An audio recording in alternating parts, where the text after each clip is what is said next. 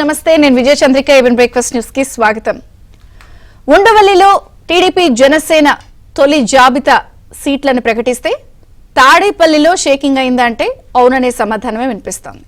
ఎందుకంటే టీడీపీ జనసేన అభ్యర్థుల తొలి జాబితా ఒక రకంగా సీఎం పీఠాన్ని కదిపేసి భూకంపం సృష్టించినంత పనిచేసింది.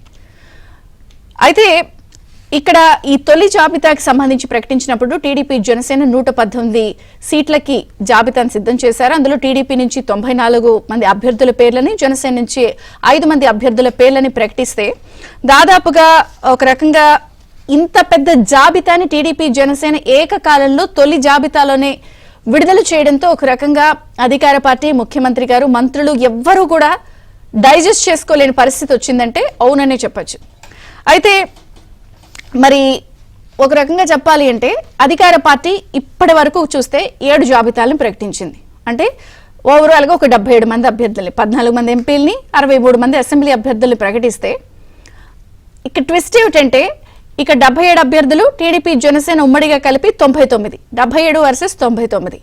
నిజంగా 7 జాబితాల్లో 77 మంది, ఒక్క జాబితాలో 99 మంది అభ్యర్థులంటే ఎవరు కాన్ఫిడెంట్గా ఉన్నారు, ఎవరి అభ్యర్థులు ఎంత దూసుకుపోతున్నారు అన్నది ఈ నెంబర్ 77 వర్సెస్ 99 అని చూస్తే అర్థమైపోతుంది. కానీ అధికార పార్టీ జనరల్గా ఎప్పుడూ కూడా కింద పడ్డా నాదే పై చేయి, సో ఒక రకంగా అనుక్షణం ఆత్మరక్షణలో పడిపోయే అధికార పార్టీ, ముఖ్యమంత్రి గారు, వైసీపీ మంత్రులు, జగన్ అండ్ కో వాళ్ళు ఎప్పుడూ కూడా అభద్రతతో నోటి విరోచనాలు చేసుకునే అలవాటు వాళ్ళకి మొదటి నుంచే ఉంది. కింద పడ్డా మాదే చేయి, పాదే పై చేయి, తప్ప అవతల వైపు కాదు, మన వైపు ఉన్నా కూడా లేదు ఆ వాళ్లదే తప్పని చూపించే బూచి, అసత్యపు అబద్ధపు ప్రచారాలతో ఈ 57 నెలల కాలాన్ని ఎలా నెట్టుకొచ్చారో అందరూ చూశారు. సో ఎప్పుడైతే ఏకకాలంలో 99 మంది అభ్యర్థుల్ని 118 మంది జాబితాని సిద్ధం చేసి ప్రకటించిన తర్వాత ఒక్కసారిగా ఒక రకంగా మాస్టర్ స్ట్రోక్ అని చెప్పచ్చు. ఆ స్ట్రోక్ను తట్టుకోలేక యథావిధిగా తమకు అలవాటైన పనితో మళ్ళీ మొదలుపెట్టారు. జనరల్గా ఎక్కడైనా సరే, ఏ ప్రాంతీయ పార్టీ అయినా, ఏ రాజకీయ పార్టీ అయినా సరే సీట్ల సర్దుబాటు, అభ్యర్థుల జాబితాలు ప్రకటించినప్పుడు ఖచ్చితంగా సీట్లు ఆశించిన వాళ్ళ దగ్గర అసంతృప్తి ఉంటుంది, వాళ్ళ పేరు రాకపోతే. అది సహజం. కానీ దానికి సంబంధించి ఆ పార్టీల అధినేతలు, నాయకులు జాగ్రత్తలు తీసుకుంటారు. దానికి సంబంధించి అన్ని చక్కబెట్టుకుని ఎలక్షన్కు వెళ్తారు. కానీ మరి 7 జాబితాల్లో 77 మంది అభ్యర్థులు ప్రకటించి నానా కంగాళీ చేస్తూ రకరకాలుగా రాజీనామాలు జరుగుతూ ఎమ్మెల్యేలు, ఎంపీలు, మంత్రులు రకరకాలుగా రాజీనామాలు చేసేస్తూ మాకు పార్టీ వద్దు, మీరొద్దు, అసలు మేము పోటీకే దూరం ఉంటామని చెప్తున్న దాన్ని చక్కగా సైడ్ లైన్ చేసేసి ఇక్కడ 99 మందిని ఏకకాలంలో 118 జాబితా 99 అభ్యర్థులు ప్రకటించినప్పుడు 1-2 అసంతృప్తుల్ని కూడా భూతద్దంలో చూపించి దాన్ని ఏమంటారంటే దింపుడుకెళ్ళ ఆశ అనమాట. ఆఖరి వరకు కూడా ఏదో ఒకటి చేద్దాం. ఎందుకంటే ఎప్పుడైతే టీడీపీ జనసేన పొత్తు ప్రకటించినప్పుడు ఒక విషయం మనం గమనిస్తే ముందు అసలు పొత్తు జరగకుండా చేయనటువంటి ప్రయత్నం లేదు. సో పార్టీలో కానీ అభ్యర్థుల్ని కానీ కులాల వారీగా రెచ్చగొట్టే ధోరణి అధికార పార్టీలో జరిగింది. కానీ అవన్నీ జరగలేదు, పొత్తు ఫైనల్ అయిపోయింది. ఈ రోజు అభ్యర్థుల జాబితా ప్రకటించిన దాని వరకు వచ్చినా కూడా దింపుడు కళ్ళం ఆశ కింద ఆఖరి ప్రయత్నంగా కూడా అక్కడక్కడ నియోజకవర్గాల్లో చిన్న చిన్న అసంతృప్తుల్ని ఏదన్నా జరిగితే దాన్ని కూడా భూతద్దంలో చూపించి ఏదో జరిగిపోతోంది, పవన్ కళ్యాణ్కి పావలా సీట్లు కూడా ఇవ్వలేదు, 24 సీట్ల అంటూ నోటికి పని చెప్తున్నారు. కానీ ఎక్కడా కూడా జనసేన అధినేత పవన్ కళ్యాణ్ మనం ఆయన పొత్తుకు సంబంధించి మాట్లాడుతున్నప్పటి నుంచి జాగ్రత్తగా గమనిస్తే 2014, 2019కి సంబంధించిన అనేక విషయాలు, పాఠాలు, ఎదురు దెబ్బలు అన్ని నేను నేర్చుకున్నానంటూ క్యాడర్ని, పార్టీ నాయకుల్ని మొదటి నుంచి సిద్ధం చేస్తూ వచ్చారు. గెలిచే సీట్లే ప్రాతిపదిక, ఎన్ని తీసుకున్నాం అన్నది ముఖ్యం కాదు, గెలిచే సీట్లే ప్రాతిపదిక అని ఆయన చెప్తూ వచ్చారు. దానికి అనుగుణంగా అధినేతలు బానే ఉన్నారు, అలయన్స్ సింక్ అయింది, జాబితా చాలా చక్కగా ప్రకటించారు. కానీ అయినప్పటికీ కూడా అధికార పార్టీ తమ నోటికి పని చెప్తూ వాళ్ళ ఆత్మరక్షణలో పడిపోయారు.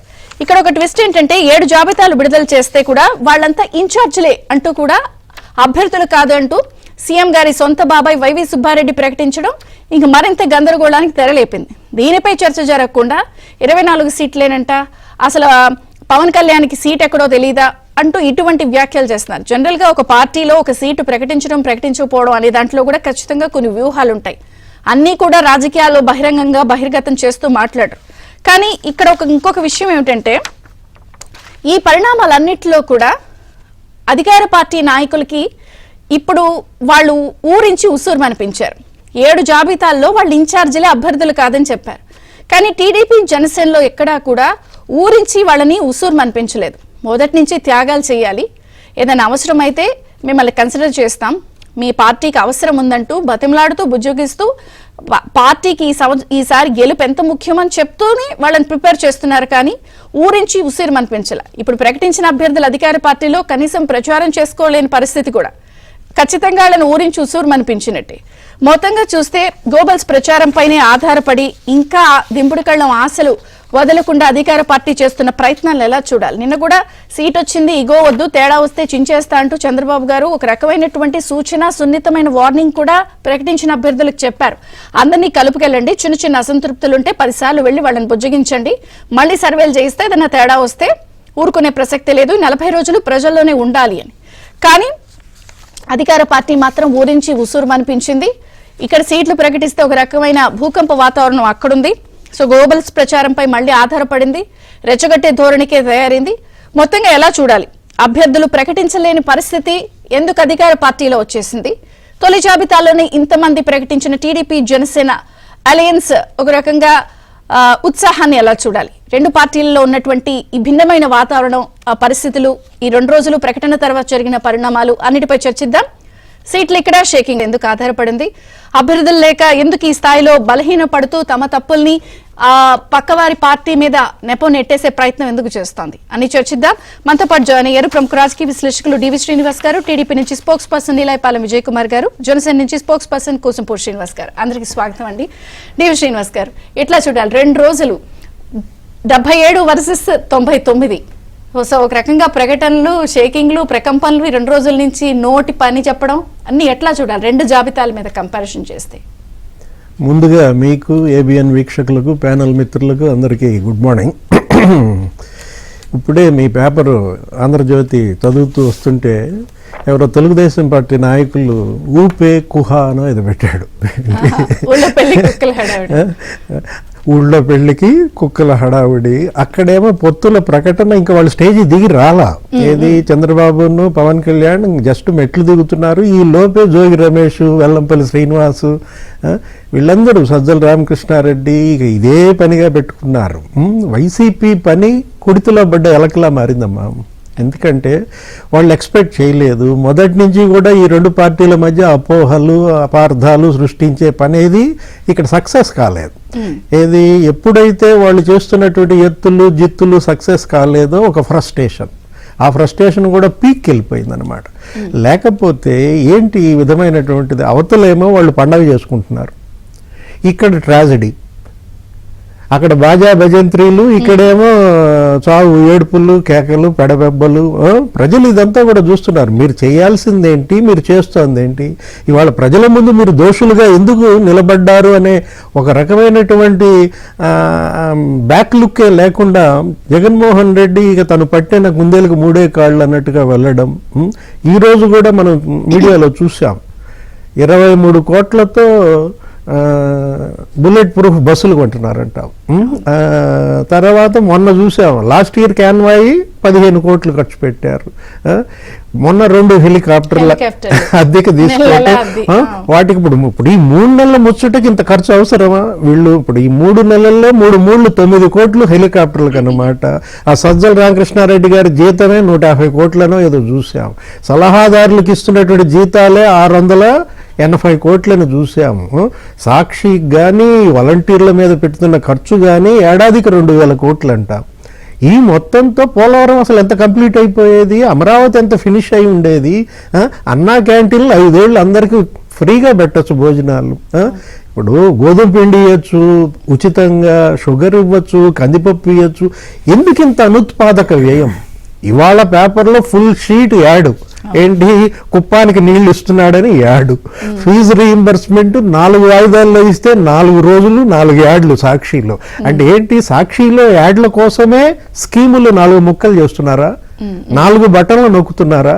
125 బటన్లు 125 యాడ్లు అనమాట. నాకు బటన్లు కనపడుతున్నా, సాక్షిలో యాడ్లు కనపడుతున్నాయి. ఏ రకంగా ప్రజాధనం దుర్వినియోగం చేశాడు, సొంతానికి వాడుకున్నాడు అనేది మనకి ఇక్కడ వాళ్ళు కనపడుతోంది. ఆయన నేను సిద్ధమా అని అడుగుతున్నాడు.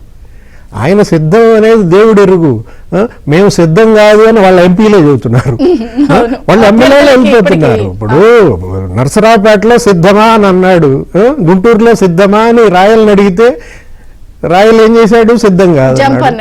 నెల్లూరులో సిద్ధమా అని అడిగితే వేమిరెడ్డి ప్రభాకర్ రెడ్డి జంపు. ఇప్పుడు వరుసగా మనం మచిలీపట్నంలో సిద్ధమా అంటే బాలశౌరి జంపు. ఇలా ఆయన సొంత చెల్లెళ్ళే మా అన్నయ్య సిద్ధంగా లేడు అని చెప్తుంటే ఈయన సిద్ధమా అని అడుగుతుంటే అది ఎంత అబ్సర్డ్గా ఉంది. ఈ రకంగా జగన్మోహన్ రెడ్డి ఇంత అన్పాపులర్ అవుతాడు. డిఫెన్స్ ఆత్మరక్షణలో పడిపోయారు అనుకోవచ్చా ఈ జాబితాలు? ఎప్పుడైతే 99 వీళ్ళు, ఆ 77 లో కూడా మళ్ళీ వాళ్ళ ఇన్ఛార్జిలే అభ్యర్థులు కాదని చెప్పి వైవి సుబ్బారెడ్డి గారు అన్నారు. ఇప్పుడు నిజంగా ఒక ఆ ఇన్ఛార్జీలు గుండె మీద చెయ్యేసుకుని నేను క్యాండిడేట్ కాదా, నేను వెళ్ళి ప్రచారం చేయలేనా అన్నంత పరిస్థితి వచ్చింది. అసలు పొత్తులు ప్రకటన, సీట్ల సర్దుబాటు, అభ్యర్థుల ప్రకటన, దీనికి ఎందుకు ఇంత గ్యాప్ క్రియేట్ చేస్తున్నారు? ఇప్పుడు ఆ రెండు జాబితాలకి కంపేర్ చేయమ్మా. చంద్రబాబు ఇచ్చినటువంటి జాబితా అనుభవంతో కూడిన జాబితా. అనుభవజ్ఞుడు జాబితా ఇస్తే ఎట్లా ఉంటుందో అక్కడ కనపడింది. అనుభవ రహితుడు జాబితాలు 7 జాబితాలు ఇస్తే ఎలా ఉంటుందో ఇక్కడ కనపడుతోంది. చేతైనాడు జాబితా అక్కడ కనపడుతోంది, చేతగానాడు జాబితా ఇక్కడ కనపడుతోంది. 7 జాబితాలు 73 మందిని ఆయన ప్రకటించాడు. 77 మంది, 63 వీళ్ళు, 14 ఎంపీలు, అందరూ జంపు. 35 మందికి ఈయన మొండి చేయి చూపించాడు. ఎవరు? జగన్మోహన్ రెడ్డి. జగన్మోహన్ రెడ్డి 35 మంది మొండి చేయి చూపించిన వాళ్ళంతా ఎదురు తిరుగుతున్నారు, శాపాలు పెడుతున్నారు. అక్కడ త్యాగాలు ఉన్నాయి. అక్కడ 24 మందికి సీట్లు లేవు. తెలుగుదేశంలో 24 మందికి సీట్లు లేకపోయినా ఏమన్నా బెసిగారా, ఏమన్నా మాట్లాడారు? నిన్న కూడా పిలిచి బుజ్జగించిన వాళ్ళందరికీ కూడా ఒక రకంగా చెప్పాలంటే లైన్ క్లియర్ అయింది. వాళ్ళు మీరు ఎలా అంటే అలా అని ఒప్పుకున్నారన్నదే వార్త వచ్చింది.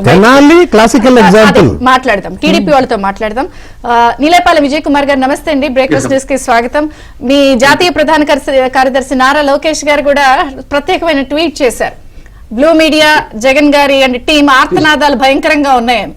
సో ఏంటి 2 రోజులు జరిగిన ఆర్తనాదాలపై మీ కామెంట్ ఏంటి? మీ అభ్యర్థుల జాబితా విడుదలపై ఇంపాక్ట్ ఎలా ఉంది? షేక్స్పియర్ డ్రామా అవుతుందమ్మా, మర్చెంట్ ఆఫ్ వెనీస్ అని. దాంట్లో ఫేమస్ సేయింగ్ ఉంది, దాని coming events are casting the shadows అంటారు. అంటే రాబోయే సంఘటనల యొక్క నీడలు ఇప్పుడే పడుతుంటాయంట ఒక్కోసారి. సో ఎన్నికల తర్వాత ఏం జరుగుతుంది అనే నీడ తాడేపల్లి ప్యాలెస్ లో అప్పుడే పడుతుంది. ఒక రకంగా ఒక రా భాషలో చెప్పాలంటే శకునమేమో. ఓకే, అంటే అది మంచి శకునం అని అంటే దాన్ని మేము అనుకుంటాం. వాళ్ళకి ఆబ్వియస్లీ అది తన చెడ్డ శకునంగా కనిపిస్తుంది. కానీ ఖచ్చితంగా ఈ 99 క్యాండిడేట్ల యొక్క జాబితా యొక్క నీడలు ఖచ్చితంగా తాడేపల్లి ప్యాలెస్ మీద పడింది అనేది వాస్తవం. ఎందుకంటే వైవి సుబ్బారెడ్డి లాంటి వ్యక్తి బయటకు వచ్చి ఇప్పటిదాకా మేము ఇచ్చిన వాళ్ళందరూ క్యాండిడేట్లు గారు, కేవలం ఇన్ఛార్జీలు, ఎంత హాస్యాస్పదమైన మాట అది. ఇప్పటిదాకా అంటే ప్రజలు వాళ్ళ లేకపోతే వాళ్ళ క్యాండిడేట్ల మీద వాళ్ళు వేసుకుని జోకులు అవి ఏం అంటే అంటే అప్పుడు 7 జాబితాలు, ఏదో 1, 2 కూడా కాదు, 7 జాబితాలు ఇచ్చిన తర్వాత అంతా అయిపోయిన తర్వాత ఇప్పుడు దాదాపు 77, 78 అనుకుంటా కదమ్మా. దాంట్లో అన్ని అయిపోయిన తర్వాత ఇప్పుడు వచ్చి అబ్బాయి ఇవేవి లేదు తూచి మేము ఇంకా ఇప్పుడు మార్చుకుంటామంటే ఖచ్చితంగా ఈ 99 had its effect over that 77. So 99 స్థానాల్ని దట్టు పొత్తులు అలయన్స్ లో ఉండే సాధక బాధలను దృష్టిలో పెట్టుకుంటే 99 స్థానాలను ఒకేసారి ఇవ్వడం అనేది, ఇన్ఫాక్ట్ వీళ్ళు ఒక్కొక్క జాబితా ఇస్తున్నప్పుడు కొంతమంది మా వాళ్ళు కూడా మీరు ఇవ్వలేదు అంటే వాళ్ళేమో జాబితా పై జాబితా ఇచ్చేస్తున్నారు, మనమేం మాట్లాడలేదు అన్న మాటలు కూడా మా వాళ్ళ దగ్గర వచ్చాయి. అంటే మన పేరు వస్తుందా లేదా ఇది చూసాం, అవును విన్నాం. Exactly correct. సో కానీ ఇక్కడ కసరత్తు జరిగే ప్రదేశంలో మాత్రం నేను స్పష్టంగా ఈ విషయాన్ని చాలా రూఢిగా చెప్పగలను, ఏ విధమైన టెన్షన్ లేదు. ఎందుకంటే ఇది మనం ఒకటి కాదు, రెండు కాదు, అంతర్గత సర్వేలు చాలా కాలంగా చేస్తున్నాము. మనకు ప్రతి క్యాండిడేట్ యొక్క ప్లస్లు మైనస్లు వాళ్ళ యొక్క ఎంటైర్ పారామీటర్స్ అన్ని కన్సిడరేషన్ లో తీసుకొని మనం టాప్ 5 నుంచి టాప్ 10 నుంచి ఏదో ఒకరిని తీసుకొని వీని పెట్టేస్తామని కాకుండా మొత్తం ఒక 10 క్యాండిడేట్లు తీసుకొని స్లోగా వడబోతూ టాప్ 5కి వచ్చాం, టాప్ 2కి వచ్చాం. సో ఆ విధంగా అనాలిసిస్ చేసుకుంటూ అంతర్గతంగా సర్వే పైన సర్వే చేసుకుంటూ చాలా మంది దగ్గర అభిప్రాయాలు తీసుకుంటూ IVRS తీసుకుంటూ రకరకాల కేడర్ దగ్గర ఒక సపరేట్ గా తీసుకున్నాము, దాన్ని పబ్లిక్ దగ్గర తీసుకుంటూ, అంటే నాట్ ఓన్లీ IVRS రకరకాల మార్గాల ద్వారా దాని క్యాండిడేట్ పాపులారిటీ ఏంటి, వీళ్ళే ఉంటారు, రకరకాల ఇష్యూస్ ని దాన్ని పరిగణలోకి తీసుకొని చాలా సామెత ఉంది, నిండుకుండా తొనకదోని. సో నిండుకుండా ఎప్పుడు ఏం కాదు, వాళ్ళు ఓటుకుండా కాబట్టి ఏమన్నా టక 6 జాబితాలు 7 జాబితాలు ఇప్పుడు ఇంకా 100 స్థానాలు పైగా ఉన్నాయి, 110 స్థానాలుగా ఉన్నాయి. 110 స్థానాలకు ఎన్ని జాబితాలు వస్తాయో. సో మేము 99 స్థానాలను ఇచ్చాము. నేను మొన్నే అన్నా 175కి 175 జాబితాలు వస్తాయేమో. కరెక్ట్.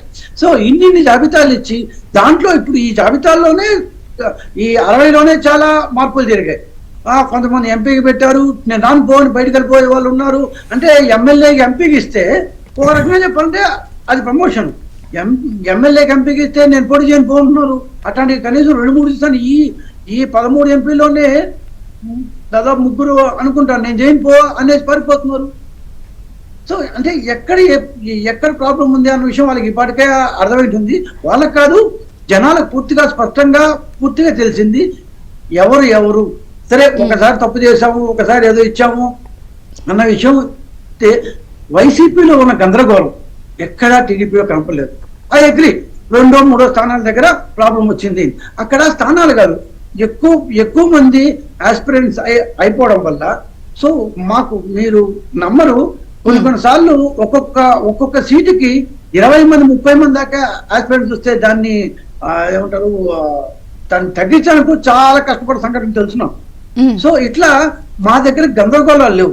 ఎందుకంటే మేము చాలా స్పష్టంగా ఎవరెవరికి ఏమేమి చెప్పాలో, ఏమేమి మాట్లాడాలో, ఎవరెవరికి ఏమేమి హామీ ఇవ్వాలో చేసి పూర్తి స్థాయిలో. నేను అదే అన్నాను ఓపెనింగ్ రిమార్క్స్ లో, మీరు ఊరించి ఉసూరు అనిపించేలా త్యాగాలు చేయాలని వార్న్ చేస్తూ ప్రిపేర్ చేస్తాను వెళ్ళారు వాళ్ళు.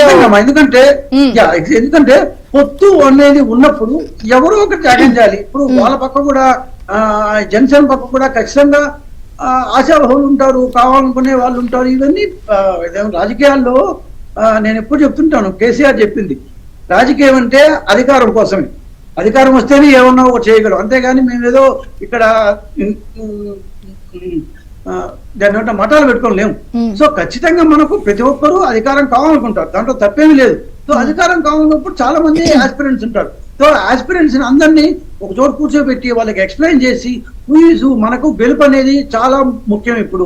సో ఎందుకు మనం ఈ క్యాండిడేట్ బదులు ఈ క్యాండిడేట్ పెడతాం అనేది వాళ్ళకి ఎక్స్ప్లెయిన్ చేసే స్థితిలో నాయకుడు ఉన్నాడు. కాబట్టి 5-6 మంది నిన్న చంద్రబాబు గారు ఇంటికి ఆ పాయింట్ నేను బ్రేక్ తర్వాత మిమ్మల్ని అడుగుతా. అంటే ఎందుకంటే చాలా మందితో పిలిచి మీరు మాట్లాడారు, మరి ఆ అలజడి సద్దును అడిగింది వాళ్ళు ఒప్పుకున్నారా అని బ్రేక్ తర్వాత మీకు ఇస్తాను. మళ్ళీ జనసేన తో మాట్లాడి ఆ పాయింట్. శ్రీనివాస్ గారు నమస్తే, బ్రేక్ఫాస్ట్ న్యూస్ కి స్వాగతం. ఎలా అయినా సరే ఈ 2 రోజులు మాత్రం అందరూ కూడా all eyes are on Janasena. So వాళ్ళు చాలా ఇదిగా ఉన్నా జనసేన రియాక్షన్స్ ఏంటి, చిన్నదాన్ని కూడా వాళ్ళు అవతల భూతద్దంలో చూపిస్తున్నారు.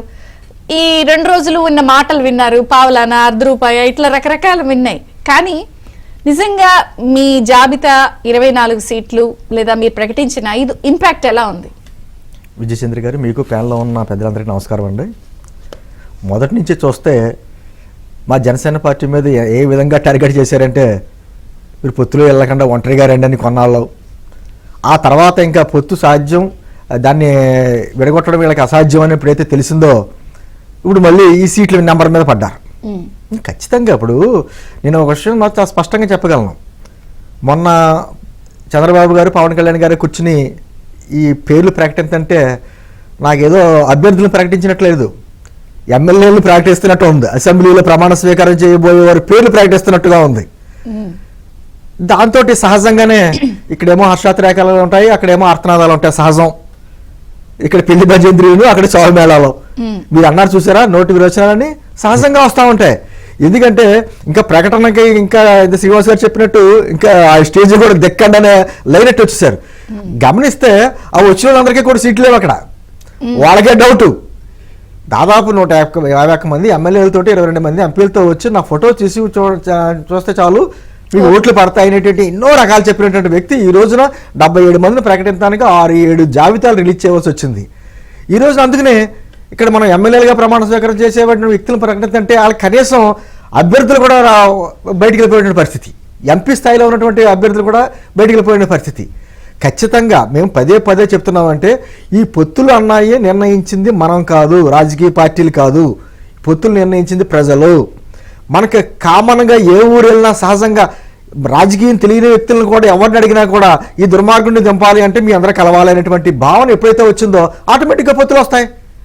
ఆ పొత్తుల విషయంలో కొన్ని సీట్లు ఇటు సీట్లు వస్తాయి, అసంతృప్తులు ఉంటాయి, ఖచ్చితంగా ఉంటాయి. ఇప్పుడు మీ షోకి ఎంత పాపులారిటీ ఉంది కాబట్టి ఇన్ని యాడ్లు వస్తున్నాయి, లేకపోతే ఎందుకు వస్తాయి? అందులో మాలాంటి వాళ్ళకి ఇబ్బందులు వస్తాయి.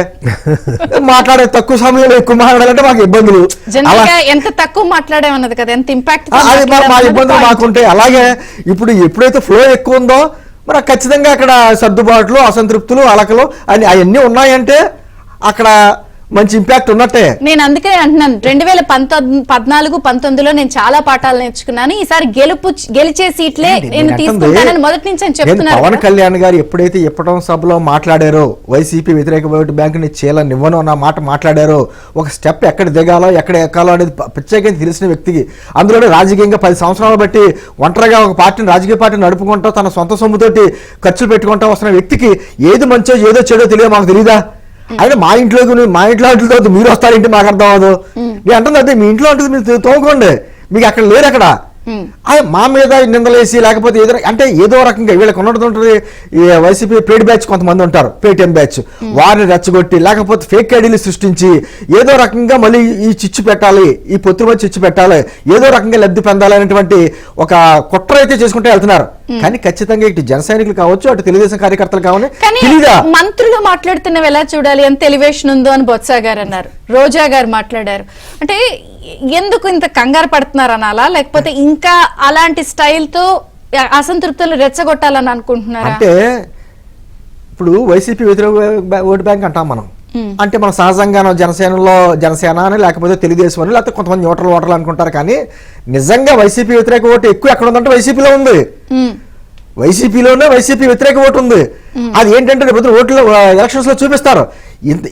ఎమ్మెల్యేలకి మంత్రులు ఎవరైతే మాట్లాడుతున్నారో కనీసం వాళ్ళకి తాడేపల్లి ప్యాలెస్ లో ముఖ్యమంత్రి గారి ముందు కూర్చుని మాట్లాడేటువంటి సాహసం ఎవరైనా చేయగలడా? ఇన్నాళ్ళు వాళ్ళు ఎంత ఇబ్బంది పెట్టాడో వాళ్ళు ముఖ్యమంత్రి గారు వాళ్ళకి తెలియదా? అదే సందర్భంలో వైసీపీకి సంబంధించినటువంటి కార్యకర్తలు కావచ్చు, నాయకులు కావచ్చు, స్థానికంగా ఎన్ని ఇబ్బందులు పడ్డారో వారికి తెలియదా? ఎందుకంటే ఇప్పుడు వైసీపీ నాయకుడు అవ్వచ్చు అండి, వైసీపీ కార్యకర్త అవ్వచ్చు అండి, జగన్మోహన్ రెడ్డి గారి మీద ఇష్టంతో ఓట్లు వేశారు. రేపు పొద్దున్న మళ్ళీ అతను రోడ్ల మీదకి వెళ్తా గుంటల రోడ్లో తిరగాలిగా. వైసీపీ కూడా బయటకు వచ్చాడు కదా అని చెప్పి రోడ్లు ఏమి సాఫీగా వెళ్ళిపోవు కదా. కరెంటు బిల్లు వాళ్ళకి ఏం సెపరేట్ గా రాదుగా. వాళ్ళు వెళ్తున్నారు కదా అని చెప్పి పెట్రోల్ బంకుల్లో రేట్లు తగ్గించారుగా. నేను అంటుంది ప్రభావం వాళ్ళ జీవితాల మీద కొట్టబడ్డది. వాళ్ళు కూడా వాళ్ళ భవిష్యత్తు, వాళ్ళకి పిల్లల భవిష్యత్తు ఏంటనేది ఆలోచించుకున్నప్పుడు ఈ దుర్మార్గుడిని వాళ్ళ నాయకుడినే తిట్టుకుంటున్నారు. మనం బయటకు వచ్చి తిడుతున్నాం, లోపల తిట్టుకుంటున్నారు, తలుపులేసి గెడుతున్నారు. అంతే తేడా. ఖచ్చితంగా ఈ పొత్తుని అంత ప్రజల ఆమోదయోగ్యం ఉంది కాబట్టే ఇంత 99 మంది జాబితా ప్రకటించిన వెంటనే వీళ్ళు బయటకు వచ్చి హాహాకారాలు చేస్తున్నారు. ఆ హాహాకారాలు చేసే వాళ్ళకే సీట్లు లేవు. నిన్న ఎవరో పెట్టారు సోషల్ మీడియాలో, ఈ మాట్లాడే వాళ్ళకి ఎవరికైనా సీట్లు ఉన్నాయా అని. నిజంగా మాట్లాడే వాళ్ళకే సీట్లు లేవు అక్కడ. వాళ్ళు కూడా దయ తెలుస్తాడే జగన్మోహన్ రెడ్డి ఇస్తాడా ఇవ్వడా అని చెప్పేసి ఉంటుంది. అంటే ఒక జగన్మోహన్ రెడ్డి దృష్టిలో వాళ్ళ పార్టీ అంటే ఒక ప్రైవేట్ లిమిటెడ్ కంపెనీ. అందుకని ఒక ఎండీ గారు ఆలోచిస్తాడో వీళ్ళందరూ ఒక ఎంప్లాయీస్గా ఆలోచిస్తారు. మాది అలా కాదు కదా. ప్రజాస్వామ్యతంగా ఉన్నప్పుడు ఎవరు అసంతృప్తులు ఉంటే మాట్లాడతారో బహిరంగంగానూ మాకు ఇలా సరిపోలేదు అంటారు. కానీ ఖచ్చితంగా నాయకులు కూడా దృష్టి పెట్టుకొని మాట్లాడాలి. ఎందుకంటే ఈ రోజున ఎవరైతే అసంతృప్తులు వస్తున్నారో వారు కూడా ఈ మన పార్టీ నాయకుడు 4 దశాబ్దాలుగా పార్టీ నడిపినటువంటి చంద్రబాబు నాయుడు గారికి తెలియదా? 10 సంవత్సరాల బాగా ఒంటరి పోరాటం చేస్తున్నటువంటి పవన్ కళ్యాణ్ గారికి తెలియదు ఏది మంచో ఏదో చెడో. రాష్ట్ర భవిష్యత్తు దృష్టిలో పెట్టుకున్న వ్యక్తులు ఎవరో కూడా ఈ పొత్తుని కాదనలేరు. ఖచ్చితంగా వాళ్ళు గుండెల మీద చేసుకుంటే ఈ పొత్తు ఖచ్చితంగా ప్రకటించలేదు. ఏదన్నా వ్యూహం ఉందా? పెద్దిరెడ్డి గారు దాన్ని కూడా కామెంట్ చేస్తున్నారు, ఆయన సీట్ ఏదో ఆయనకే తెలియదని. మా సీట్ ఎక్కడ ఉందో మేము ఖచ్చితంగా ప్రకటిస్తారు. నేను అంటుంది వాళ్ళ కంగారులో అనేక రకాలైన మాటలు మాట్లాడతారు. వాళ్ళ మాటలు రకరకాల కంగారు మాటలు మాట్లాడుతున్నారు. మన ఏదో మాట్లాడతా ఈయన ఏదో మాట్లాడే ఎవరో జగన్మోహన్ రెడ్డి గారు మహిళల్ని మిలియన్ చేసేసామంటారు. బీసీలేమో బిలియనీలు చేసామంటారు, కాపులను కోటీశ్వరులు చేశారంటారు, దళితులు ధనికులు చేశారంటారు. రెడ్లు అంటే ఎవరంటే వాళ్ళ పార్టీలో ఐదుగురే కదా, సాయిరెడ్డి, సజ్జల రామకృష్ణారెడ్డి, సుబ్బారెడ్డి, పెద్దిరెడ్డి రామచంద్రరెడ్డి, వీళ్ళే కదా రెడ్లు అంటేని. అంటే నేను అంటుంది ఏ సామాజిక వర్గానికి కూడా న్యాయం చేయకుండా సామాజిక న్యాయం అంటూ మాట్లాడుతున్న వ్యక్తుల గురించి ప్రజలకు తెలియదా నేను అడుగుతున్నా. ఈ రోజున పొత్తులు ఇలా పెట్టుకోవాల్సినటువంటి స్థితికి తీసుకొచ్చింది ఎవరు తెలుసండి? జగన్మోహన్ రెడ్డి. అతను నిజంగా అతనికి వచ్చినటువంటి పరిపాలన అవకాశాన్ని సద్వినియోగం చేసుకుని ఉంటే ఈ రోజు పార్టీలు పొత్తులు పెట్టుకునే అవకాశం లేకపోను. ఈ రోజు పొత్తులు పెట్టుకోవాల్సి వచ్చినటువంటి పరిస్థితి కల్పించింది జగన్మోహన్ రెడ్డి. అతని వలన అతను చేస్తున్నటువంటి దుర్మార్గం వలన పొత్తులో మీరు వెళ్ళండి, మమ్మల్ని కాపాడండి అనేటువంటి అడిగింది ఎవరో ప్రజలు కోరుకున్నారు. కాబట్టి ఈ రోజున పవన్ కళ్యాణ్ గారు కావచ్చు, చంద్రబాబు గారు కావచ్చు, వాళ్ళ ఆర్తనాదాలు అనేది వాళ్ళ డిఫెన్సివ్ మోడ్ ని కనిపిస్తుంది. అంటే ఒక రకమైన భయంలోకి వెళ్లారనేది స్పష్టంగా అయితే కనపడుతుంది. వాళ్ళు కనీసం ఈ 77 ప్రకటించిన దాంట్లో వాళ్ళు ఫైనల్ గా కన్ఫర్మ్ అయ్యారా లేదా అన్నది కూడా డౌటే. వైవి సుబ్బారెడ్డి గారు వ్యాఖ్యలు చేసి నేను అనేది ఏంటంటే, ఇప్పుడు ఈ 2 రోజులు జరిగిన పరిణామాలతో సోషల్ మీడియా ద్వారా ఇప్పుడు లీడర్లు ఒకలాగా ఉంటారు, క్యాడర్ ఒకలాగా ఉంటారు. సో క్యాడర్ సున్నితంగా ఉన్నప్పుడు ఈ మాటకు మాట, దెబ్బకి దెబ్బ అన్నట్టు ఉంటారు. ఈ సోషల్ మీడియా ద్వారా రెచ్చగొడుతున్నప్పుడు కొంత మీరు దాన్ని ఏమన్నా కంట్రోల్ చేయడమో, పాసిఫై చేయడమో, పిలిచి మాట్లాడడం చెప్తున్నా. ఈ ఇటువంటి అసంతృప్తులు అలా ఖచ్చితంగా ఉంటాయి, ఉండవని మాత్రం నేను చెప్పను. కానీ ఎన్ని టీ కప్పులు తుఫాన్ లాంటి సహజం. ఎందుకంటే ఒక నాయకులుగా కొంతమందికి మేమంతా కష్టపడ్డాం, ఈ సీటు మాకు రాలేదు, పొత్తులో భాగంగా అటు వెళ్ళిపోయిందని అలా ఒకలాగా. ఇంకొక రకంగా అదే పార్టీలో సీటు నేను ఎక్స్పెక్ట్ చేశాను కానీ వేరే వాళ్ళకి ఇచ్చారని చెప్పి అదో ఖచ్చితంగా అసంతృప్తులు ఉంటాయి. అదే విధంగా కింద క్యాడర్లో కూడా అదే రకంగా ఉంటాయి. నెంబర్ విషయంలో కావచ్చు, లేకపోతే వారికి సంబంధించిన నాయకుడికి సీటు రాకపోవడం విషయంలో ఖచ్చితంగా ఉంటాయి. కానీ వారందరూ చూస్తుంది అధినాయకులను చూస్తారు ఖచ్చితంగా. మా నాయకుడు మనల్ని మోసం చేసేవాడా లేకపోతే మాకు న్యాయం చేసేవాడా అనేది ఆత్మపరిశీలన ఒకసారి ఆలోచించుకున్నప్పుడు ఖచ్చితంగా పార్టీ వైపే ఉంటారు. ఇవన్నీ మరి ఖచ్చితంగా కూర్చోబెట్టి నాయకులు మాట్లాడతారు. ఏ పరిస్థితుల్లో ఈ నాయకుడికి సీట్ ఇవ్వాల్సి వచ్చింది, ఏ పరిస్థితుల్లో ఈ పార్టీకి మళ్ళీ మేము టికెట్ ఇవ్వాల్సి వచ్చింది మాట్లాడుకుంటారు. మాట్లాడుకున్నప్పుడు ఆటోమేటిక్గా ఇవన్నీ అవుతాయి. కానీ నేను అంటుంది అదే, ఈ ఓవర్ఫ్లో ఉన్నప్పుడు ఖచ్చితంగా అసంతృప్తులు ఉజ్జగింపులు ఉంటాయి. ఈ ఎప్పుడు విజయం దగ్గరికి వెళ్తున్నప్పుడు పార్టీకి మాత్రమే ఉంటాయి ఇటువంటి అన్ని. ఈ అపజయంగా దిశగా వెళ్తున్న పార్టీ మీద ఈ బయటికి వెళ్ళిపోయే కార్యక్రమాలు ఉంటాయి. అది అక్కడ జరుగుతుంది. మాకేమో బొజ్జగింపులు పడుతున్నాం, మీరే కంగారు పడకండి అంతే బాగుంటుందని. అక్కడేమో వెళ్ళిపోయే వాళ్ళు బొజ్జగిస్తున్నారు. మీరు గమనించాలి. కనీసం ఇప్పుడు ఇందా చెప్పినట్టుగా నెల్లూరే ఉంది, వెళ్ళిపోయే వాళ్ళు అక్కడ ఎంపీ క్యాండిడేట్ లేడు. అక్కడ ఎంపీ క్యాండిడేట్ లేక వెతుక్కుంటారు ఎక్కడి నుంచో. మళ్ళీ ఇక్కడి నుంచి అక్కడికి పిల్లల్ని అటు ఇటు మారుతున్నట్టు ఇక్కడ క్యాండిడేట్ పనిచేయడం చెప్పేసి పక్క నియోజకవర్గం తీసుకొచ్చి ఇక్కడ ఈ రకంగా మార్చుకుంటూ వస్తున్నారు. అంటే నిజంగా చెప్పాలంటే వైఎస్ఆర్ కాంగ్రెస్ పార్టీ ఎన్నికలకు ముందే అస్త్ర సన్యాసం చేసేసింది. ఎన్నికల ముందే ఓటమి ఒప్పుకుంది. దానికి స్పష్టంగా కనిపిస్తుంది. ఆ స్పష్టంగా కనిపించినప్పుడు ఖచ్చితంగా వారికి సంబంధించి ఎందుకంటే ఇప్పుడు తెనాలి క్లాసికల్ ఎగ్జాంపుల్ అనుకున్నాం. ఆలపాటి రాజేంద్ర ప్రసాద్ నిన్న మరి వచ్చి కలిశాడు, చక్కగా మాట్లాడి బయటకు వచ్చి అధినేత నిర్ణయాన్ని గౌరవిస్తాను, పొత్తులకు కట్టుబడి ఉన్నాను అన్నాడు. 6 సార్లు అతను అక్కడ కంటెస్టెడ్ క్యాండిడేట్. ఎవరు? మాజీ మంత్రి ఆలపాటి రాజేంద్ర ప్రసాద్. అట్లాగే దేవినేని ఉమామహేశ్వరరావు, అతను 6 times 4 సార్లు గెలిచాడు. వెళ్ళి బయటకు వచ్చిన తర్వాత ఏమని మాట్లాడారు? అందరూ కూడా అదే విధేయత, అదే పొత్తు ధర్మానికి కట్టుబడి ఉన్న దీంట్లో గంటా శ్రీనివాసరావు అయ్యన్న పాత్రుడు అదే. అక్కడ ఎపిసోడ్ ఏంటి మీరు చూశారు. ఎంఎస్ బాబు ఏమన్నాడు, ఆదిమూలం ఏమన్నాడు, జొన్నలగడ్డ పద్మావతి ఏమంది, ఎలీజా ఏమంది మనం చూసాము. అందరూ శాపాలు పెట్టడమే కదా, వాళ్ళ గొంతు కోసాడన్న మాటలే కదా.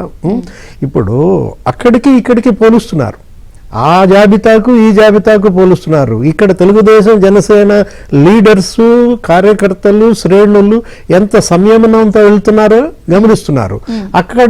అక్కడేంటి, అక్కడ తిరుగుబాట్లు, అక్కడ ఏడ్పులు పెడబొబ్బలు శాపాలు మనం చూస్తున్నాం. దీంట్లో ఇవాళ అదే చర్చనీయాంశం ప్రజల్లో. చేగొండి హరిరామ్ జోగి గారు లేఖ ఒకటి రాశారు, మనం చూసాం.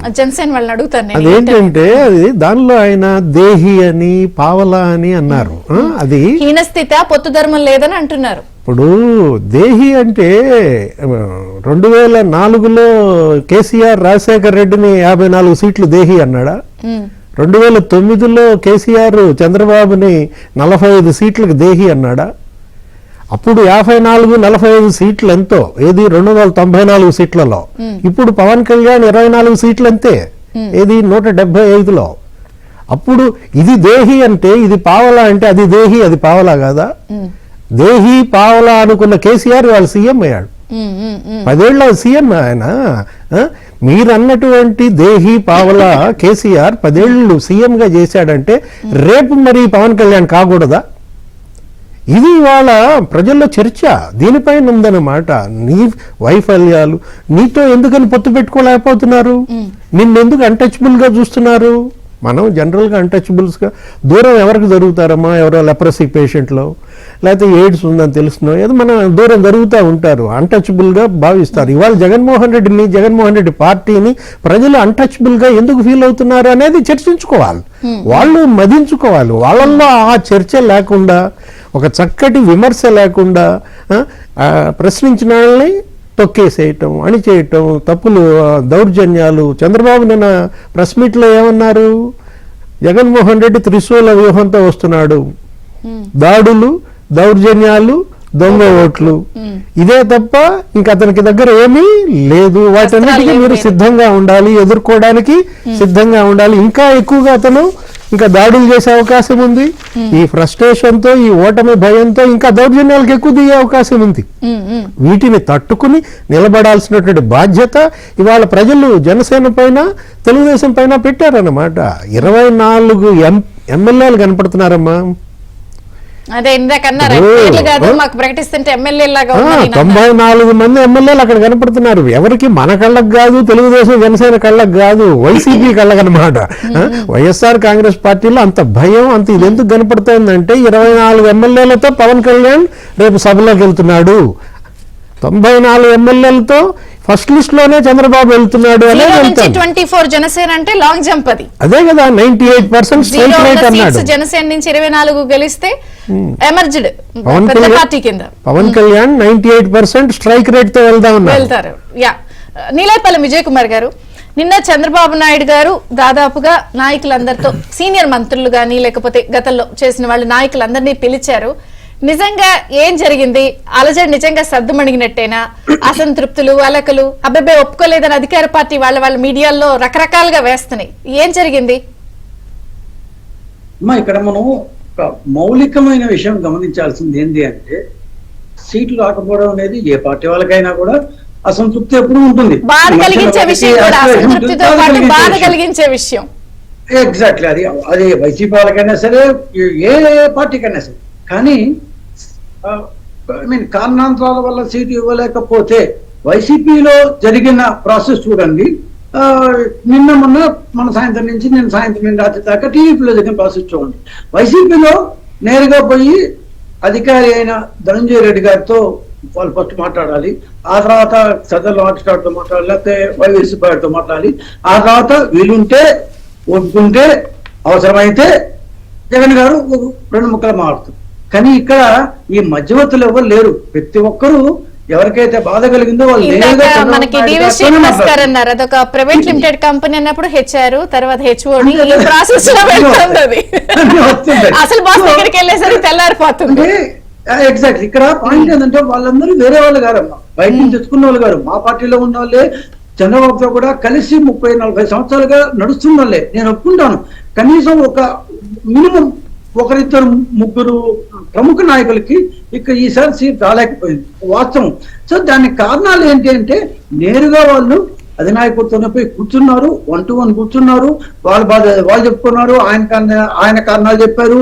గత 3-4 దాని ఎన్నికల్లో ఓటింగ్ ప్యాటర్న్ చెప్పారు, స్టాటిస్టిక్స్ ఏంటి, అభ్యర్థుల యొక్క దాన్ని ఏమంటే బలాబలాలు ఏంటి, ఆ ప్రాంతం యొక్క క్యారెక్టరిస్టిక్స్ ఏంటి, ఏ పార్టీకి ఆ ప్రాంతంలో ఎక్కువ ఉంది బలము, అవునన్నా కాదన్నా, కులాలు కొంత ప్రాధాన్యత వహిస్తున్నాయా, తప్పు ఒప్పో. బట్ ఇట్లాంటి పరిస్థితుల్లో ఆ యొక్క రిలవెన్స్ ఏంటి, ఎంత పార్ట్ ప్లే చేస్తోంది, ఎదుటి అభ్యర్థి యొక్క దాని ప్రభావం ఎంత. సో ఇట్లా కనీసం కొంతమందికి కన్విన్స్ అయ్యారా? ఇప్పుడు కొంతమంది పేర్లు వచ్చినాయి. రాజమండ్రిలో బుచ్చయ్య గారితో మాట్లాడారు ఫోన్ లో అని, అలాగే గంటాతో చీపురుపల్లి సీటుపై చర్చించారని, అలాగే దేవినేని ఉమా గారితో, ఆల్పాటి రాజా గారు అంటే సరే అది కూడా రాజా గారు ఖచ్చితంగా చాలా అంటే మేము చిన్నపిల్లగారప్పటి నుంచి ఆయన పేరు వింటూనే ఉన్నాం. ఆయన సీట్ ఇవ్వకపోవడం అనేది ఖచ్చితంగా మాకు అది సమస్యే. ఎందుకంటే నేను కొంత చూశాను కాబట్టి చెప్తున్నాను, అది సమస్య. ఏం చేయాలి? అక్కడ ఉండేది ఒక ప్రముఖ నాయకుడు, ఈ నాయకుడు, ఎక్కడో చోట మేము రాజీ పడాలి. సో పొత్తులో ఉన్న దీంట్లో భాగంగా ఈసారి నువ్వు రాజీ పడు అని ఆయన కన్విన్స్ అయ్యారా అన్నదే పాయింట్. ఇక్కడ కన్విన్స్ అయ్యారా ఏమా? ఇక్కడ నేను ఫస్ట్ లో చెప్పినట్టు వీళ్ళెవరు కొత్త వాళ్ళు గారు, ఏదో ఏ పార్టీలో నుంచి వచ్చేసి ఒక ఏమంటారు సంవత్సరం క్రితం వచ్చిన వాళ్ళు కారు.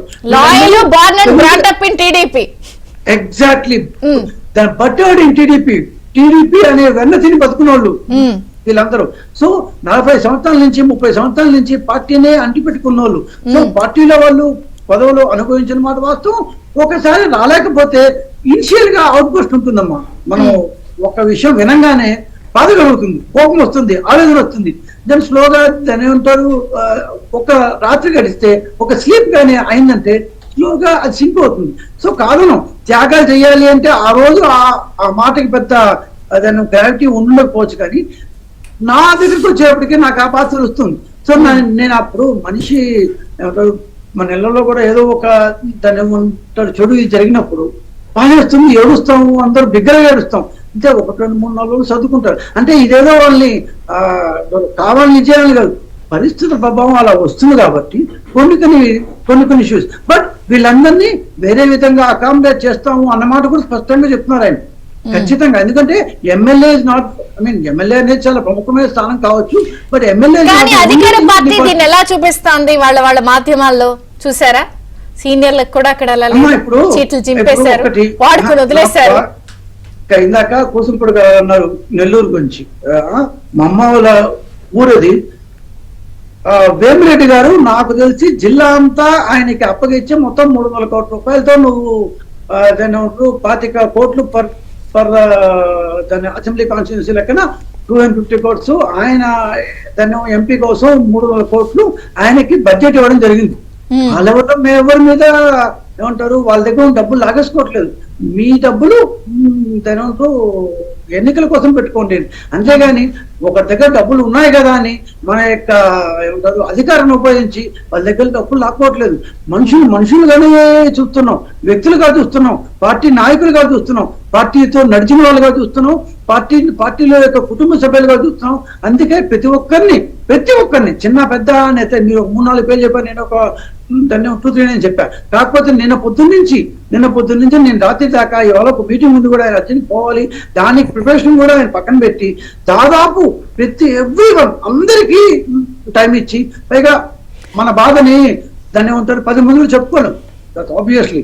సో అందరికి 1 to 1 ఆయన ఎవ్వరికి లేకుండా కేవలం నా బాధ, నా కోపాన్ని, నా ఆవేదన చంద్రబాబు నాయుడు చెప్పుకున్నాను, he will do the justice అనే ఒక నమ్మకం ఇన్ని సంవత్సరాలుగా వాళ్ళు ఉంది కాబట్టి బయటకు వచ్చేప్పుడు అందరూ బాగానే వచ్చాడు.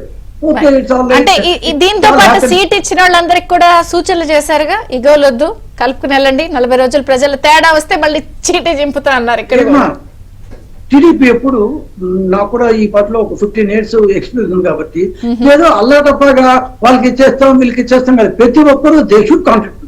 పార్టీలో ఉన్న ప్రతి వ్యక్తి కాంట్రిబ్యూట్ చేయాలి. ఆ కాంట్రిబ్యూషన్ లో భాగంగా నీ యొక్క దాన్ని పర్ఫార్మెన్స్ తగ్గితే ఖచ్చితంగా నాయకుడి దగ్గర నుంచి మీకు ఏమంటారు ఏదో ఒక రకంగా వస్తుంది. వేరే వాళ్ళతో చెప్పిస్తారు, ఆయన చెప్తారు, రకరకాల నాకే చెప్పారు కలుతారు, no it is not the way. అంటే ఒక పార్టీ నాయకుడిగా ఆయన మాత్రం స్ట్రిక్ట్గా లేకపోతే అది నడవదు. దట్ ఈస్ వై ఈ పార్టీ ఈ రోజు కూడా అంత డిసిప్లిన్ గా ఉంది అంటే పార్టీ కేడర్ బేస్ పార్టీ అన్నాము.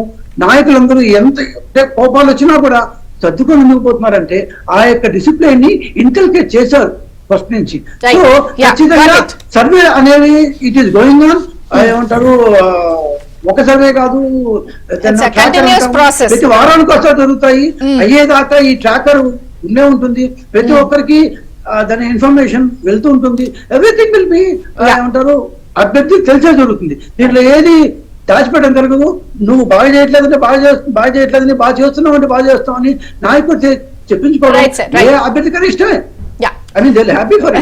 కుసంపూడి శ్రీనివాస్ గారు, ఒకటి సరే అసంతృప్తులు అధికార పార్టీ చూపిస్తోంది, అలజడి చిన్నదాన్ని కూడా భూతద్దలో చూపిస్తోంది, వాళ్ళది మీ మీద నెట్టేస్తున్నారు, బలహీనంగా వాళ్ళు ఉన్నారని అనుకున్నా. హరిరామ జోగే గారు లేఖ మీద కూడా ఇప్పుడు చర్చనీయాంశం అవుతోంది. అంటే 24 సీట్లు ఇచ్చేంత హీన స్థితిలో ఉందా అని ఆయన అంత ఘాటుగా రాశారు. అలాగే పొత్తు ధర్మం పాటించలేదని అన్నప్పుడు మళ్ళీ అది అధికార పార్టీకి మరింత అగ్ని కాజ్యం పోసినట్టు అవుతుంది కదా. దీనిపై కొంత జనసేన వివరణ ఇస్తే బెటర్ కదా. ఒకటి ఖచ్చితంగా జోగా గారు అంటే చాలా సీనియర్ రాజకీయవేత్త. ఆయన మొదటి నుంచే కూడా పవన్ కళ్యాణ్ గారు ముఖ్యమంత్రి కావాలి, జనసేన పార్టీ అధికారంలో రావాలనేటువంటి బలంగా కోరుకున్న వ్యక్తి. ఎప్పుడైతే తక్కువ సీట్లు అనేటప్పటికీ మామూలు సాధారణ కార్యకర్తలకు ఎలా వచ్చిందో అందరికీ, మామూలుగా పార్టీలో ఉన్న అందరికీ కూడా 24 సీట్లైనా 24 సీట్ల గురించి ఎంత కష్టపడాలి అనేటువంటి భావన అందరిలాగా వస్తుంది. ఆయన కొంచెం బహిరంగంగా బయటపెట్టాడు. నేను ఏమన్నానంటే ఆయనకు కూడా తెలుసు, ఎందుకంటే ఆయన తెలియదు ఏమీ లేదు, ఒక సీనియర్ వేత్తగా ఆయన పరిస్థితులు తెలుసు. ఒక పవన్ కళ్యాణ్ గారు పెట్టుకున్నటువంటి లక్ష్యం ఏంటంటే మనం గుర్తించాలి. ఇక్కడ రాష్ట్రాన్ని ఈ దుర్మార్గమైనటువంటి ప్రభుత్వం నుంచి కాపాడాలి. అదే సందర్భంలో మనం ఎక్కడ తగ్గాలో అక్కడ నేర్చుకోవాలి. ముందు మనం ఒక మెట్టు పైకి ఎదగాలి తప్ప ఒకేసారి పైకి ఎగిరితే కింద పడతాం. అదే సందర్భం మనం పెట్టుకున్నటువంటి విషయాలు అంటే ఒక అభ్యర్థి ఉన్నాడంటే ఆ అభ్యర్థికి సంబంధించిన ఆర్థిక వనరులు ఏంటి, అక్కడ ఉన్నటువంటి స్థానిక పరిస్థితులు ఏంటి, ఇవన్నీ క్రైటీరియా పెట్టుకుని 100% మనం విజయాన్ని సాధించాలి అనేటువంటి టికెట్లు తీసుకునే టైంలో ఖచ్చితంగా సీట్లు తగ్గుతాయి. కానీ ఆ విషయం ఆయన కూడా తెలుసు. కానీ ఆయన బాధను ఆ విధంగా వ్యక్తపరిచారే తప్ప అంతకు మించి ఇంకేం కాదు. అతను కూడా మనం పొరపాటు అనుకోక్కర్లా. ఇప్పుడు అధికార పార్టీ ఎక్కడ దొరుకుతారా మీరు? నేను నిన్నే గారు వాళ్ళ అదే ప్రయత్నాల్లో వాళ్ళు ఉంటారు. అలాంటప్పుడు మీరు అంటున్నారు ఆయన శ్రేయోభిలాష్ అండి, ఆయన ఆవేదన బహిరంగంగా పెట్టినప్పుడు దీన్ని కూడా నిన్న నేనే సోషల్ మీడియాలో నా పార్టీకి అనుకూలంగా పోస్టులు పెడుతున్నానని చెప్పేసి నన్ను ఎంతో స్నేహంగా ఉండాలి నా మీదే కొన్ని బూతులు తిడతా మా వాళ్ళే పెట్టారు. తెలుసు నాకు వారి కోపం తెలుసు, ఆవేదన తెలుసు. అక్కడికైనా సర్ది చెప్పుకుంటున్నా. ఒక పార్టీకి ఎదగాలంటే ఉదాహరణ కూడా చెప్తాను నేను. చెప్పండి. వెంకయ్య నాయుడు గారిని చూపిస్తాను అందరికీ. నేను ఇప్పుడే ఆంధ్రప్రదేశ్ లో కనీసం 100 కంటే తక్కువ ఓట్లు వచ్చినటువంటి పార్టీ ఇది. ఇప్పుడే అంత బలంగా ఉందని నేను అనుకోవట్లేదు. కానీ 5 దశాబ్దాలుగా అదే పార్టీని సిద్ధాంతాలను నమ్ముకున్న వ్యక్తి వైస్ ప్రెసిడెంట్ ఆఫ్ ఇండియా చేశాడు ఆయన. భారతదేశానికి ఉపరాష్ట్రపతి చేశాడు ఆయన. అంతే అంటే ఒక పార్టీని సిద్ధాంతాన్ని నమ్ముకుంటా గెలుపు ఓటములతో పట్టించుకోకుండా ముందుకెళ్ళిన వ్యక్తి ఏ స్థాయికైనా ఎదగలడు అనేటువంటి విషయం ఆయనే ఉదాహరణ. లేకపోతే మనమే అంతే.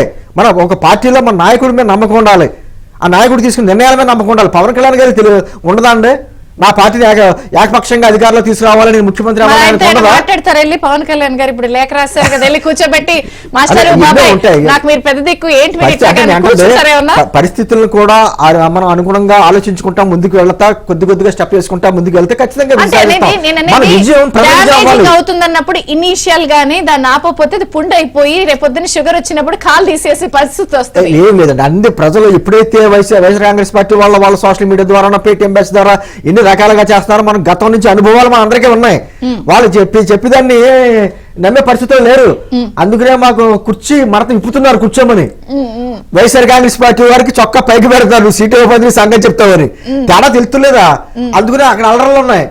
అది జరుగుతుంది. వాస్తవాలు ఏంటన్నది కళ్ళ కట్టింది కనపడుతున్నాయి. కానీ నేను ఉండదు, అసంతృప్తులు ఉండవు, అలగలు ఉండవు, అంతా హ్యాపీగా ఉందని నేను చెప్పను. కానీ పరిస్థితులను కూడా ప్రజలు అర్థం చేసుకుంటున్నారు, నాయకులు అర్థం చేసుకుంటున్నారు, ఇక్కడ ఉన్నటువంటి కార్యకర్తలు అర్థం చేసుకుంటున్నారు. ఇదే కంటిన్యూ అవుతే రేపు పొద్దున మన గ్రామాల్లో కూడా తిరగలేనటువంటి పరిస్థితులు ఏర్పడతాయి. ముందు ప్రభుత్వాన్ని బయటికి పంపేసి తర్వాత రాజకీయాలు మనం చేసుకుందాం అనేటువంటి భావన ప్రజల్లో వచ్చింది, నాయకుల్లో వచ్చింది. దానికి అనుగుణంగానే స్టెప్లు వేసుకుంటూ వెళ్తున్నారు. నేను అంటుంది రాబోయే ప్రభుత్వం జనసేన తెలుగుదేశం ప్రభుత్వం ఖచ్చితంగా అధికారం రాబోతుంది. బీజేపీ ఆశీస్సులు కూడా ఉండబోతున్నాయి. అంతా మంచి జరగబోతుంది. 57 సీట్లలో వాళ్ళు కూడా జాయిన్ అవుతారు. ఖచ్చితంగా జాయిన్ అవుతారండి. ఉండాలి కదా కేంద్రం. ఇప్పుడు ప్రస్తుతం ఉన్న పరిస్థితుల్లో లోగోనే తిరుగుతుంది కదా, ఆ లోగో పైన పువ్వు వస్తుందా? లోగోలు కాదు, ప్రజలు ఉంటారు పైన. సరే, పార్టీలు ఉండ పార్టీ గుర్తులు ఉండ ప్రజలు పైన ఉంటారు. డివి శ్రీనివాస్ గారు, సో ఫైనల్ గా మీ కంక్లూడింగ్ ఇవ్వండి. ఇద్దరు వర్షన్స్ విన్నారు కదా. జగన్మోహన్ రెడ్డి 5 ఏళ్ల పరిపాలనలో జనాన్ని చంద్రముఖీలుగా మార్చాడు. ఇవాళ చంద్రముఖి లేని ఇల్లు లేదు. ఏది అంత జగన్ పుణ్యమే అన్నమాట. ఆయన ఏదో చంద్రముఖి అంటుంటాడు. ఇప్పుడు ఇవాళ ప్రతి ఇంట్లో చంద్రముఖిలుగా చేసింది జగన్. ఏది ఆ చంద్రముఖిలే రాయి అంటున్నారు. ఎవరిని? జగన్మోహన్ రెడ్డిని పిలుస్తున్నారు అన్నమాట. ప్రతిపక్షంలోకి పిలుస్తున్నారు. ఎందుకంటే ప్రతిపక్షంలో ఉన్నప్పుడు ఆయన అందరి బుగ్గలు నిమిరాడు, అందరి తలలు సవరించాడు. మళ్ళా ఆ జగన్ కోరుకుంటున్నారు అన్నమాట. ఏది ప్రతిపక్షంలోకి రండి, మీరు ప్రజలకు దూరం అయ్యారు, మీరు మాకు దగ్గర కావాలని ప్రజలు జగన్మోహన్ రెడ్డిని రీకాల్ చేస్తున్నారు. ఏది రాయి అంటున్నారు అనమాట. సో నీలైపాలెం గారు, ఇంకో ఫైనల్ క్వశ్చన్ ఒక్కటి. నెక్స్ట్ జాబితాలోనే ఇక మొత్తం 57 వచ్చేస్తాయా మూడో పార్టీతో కూడా కలిపి? నెక్స్ట్ జాబితా ఎప్పుడు అనుకుంటున్నారు? ఇది కూడా అందరికి ఆతృతగా ఉంది. మళ్ళీ రెండో వర్షన్ ఆర్తనాదాలు వినడానికి కూడా చాలా మంది వెయిటింగ్. సో ఇప్పుడు ఇక్కడ వర్షన్స్ అనేవి ప్రాధాన్యత. ఎందుకంటే బీజేపీతో పొత్తు అనేది దాదాపు ఖరారైందని మా ఉద్దేశం. అంటే Okay. మాకు మా నాయకుడు చెప్పిన ప్రకారం మమ్మల్ని ఎన్డీఏలోకి రమ్మని ఆహ్వానించడం జరిగింది అని చంద్రబాబు గారు మా అందరికి చెప్పింది. సో వాళ్ళకి ఎన్ని సీట్లు ఇవ్వాలో, వాళ్ళకి ఏమి ఇవ్వాలో, వాళ్ళకి ఎన్ని ఎంపీ సీట్లు, ఎన్ని ఎంపీ సీట్లు, అంటే మా వరకైతే మేము ఈ కసరత్తు పూర్తి చేసుకున్నాము. బట్ వాళ్ళ దగ్గరకు వచ్చినప్పుడు కొన్ని అటుకుడు అంటే నేను వాళ్ళకి ఎన్ని ఇస్తారు ఏంటి అనట్లేదు, బట్ బ్యాలెన్స్ ఉన్న 57 ఒక్కసారి వచ్చేస్తుందా లేదా దాన్ని ఎప్పుడు అనుకుంటున్నారు ఆ జాబితా? వెయిటింగ్. ఇప్పుడు అమ్మా ఒక విషయం, ఇప్పుడు మన కోడ్ ఎప్పుడు వస్తుంది అంటే మాక్సిమం వచ్చే నెల 5th లోపల రావాలి. 5th, 8th, 7th, 1st ఆ ప్రాంతంలో, ఐ మీన్ వచ్చే నెల 1st వీక్ లోపల రావాలి. సో ఆ కోడ్ వచ్చే ముందే మొత్తం, ఎందుకంటే 99 స్థానాలు కోడ్ వచ్చే ముందే ఇచ్చిన వాళ్ళము, మిగతా 50 స్థానాలు కూడా కోడ్ వచ్చే ముందే ఇవ్వడానికి మాకు ఎలాంటి ప్రాబ్లం ఉండదు, ఎందుకంటే మేము సన్నద్ధంగా ఉన్నాం కాబట్టి. సో కాకపోతే ఎందుకు ఆగింది అంటే కేవలం ఇందాక నేను అన్నట్టు బీజేపీతో పొత్తు ఉన్న ఒక విషయం ఉంది కాబట్టి వాళ్ళకు కూడా స్థానాలు కేటాయించాలి కాబట్టి ఆ యొక్క ఎక్సర్సైజ్ పూర్తి కాందే మిగిలిన స్థానాలు ఇవ్వలేము. అండ్ ఇంకా చెప్పాలంటే, ఇంకా నేను ఇందాక ట్రాన్స్పరెన్సీని పచ్చాలు చెప్తున్నాను కాబట్టి ఖచ్చితంగా మాకు కూడా ఒక 10-15 స్థానాల దగ్గర కొన్ని ప్రాబ్లమ్స్ ఉండొచ్చు. సో ఆ యొక్క ప్రాబ్లమ్స్ పెట్టుకోవాలి. సో ఇప్పుడు ఇచ్చింది సాధ్యమైనంత వరకు పెద్దగా ప్రాబ్లమ్స్ లేనివన్నీ ఫస్ట్ ఇచ్చేసాం. ఖచ్చితంగా ఉంటాయి మాకు కూడా, ఎందుకంటే ఆస్పిరెంట్ సంఖ్య ఎక్కువైపోవడంతో అన్నట్టు కోడ్ రాకముందే కూసిన టికెట్లకే ఇంత బేభత్సంగా ఉంది, కోడ్ వచ్చిన తర్వాత కూసిన టికెట్లకి ఏమవుతుందంటేమ్మా, అంటే ఒక్కొక్క స్థానానికి ఆస్పిరెంట్ల సంఖ్య కొన్ని పర్టికులర్ ఏసీలు అయితే చాలా ఎక్కువ ఉంది. సో అందరినీ అకామిడేట్ చేసి తీసేటప్పటికి వస్తుంది. 1, 2 అన్నది కాదు, కానీ ఇన్ని 7, 8, 9, 10 జాబితాలు అయితే ఖచ్చితంగా ఉండవు. ఇప్పుడు 1 అయింది, 2 కాకూడదంటే ఇంకోటి ఏమన్నా ఉండొచ్చు, ఇన్ని జాబితాలు అయితే ఉండవు.